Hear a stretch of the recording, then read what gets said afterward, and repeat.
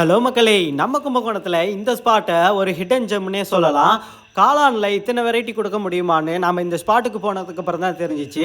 இங்கே காளான்லேயே காளான் நூடுல்ஸு, காளான் ஃப்ரைட் ரைஸு, காளான் மஞ்சூரியன், காளான் செட்டிநாடு, காளான் சூப்பு, காளான் 65, காளான் பெப்பரு, காளான் கட்லெட்டுன்னு ஏகப்பட்ட வெரைட்டி ஆஃப் ஐட்டத்தை காளானை வச்சு ரொம்ப தரமாகவே கொடுத்துக்கிட்டு இருக்காங்க.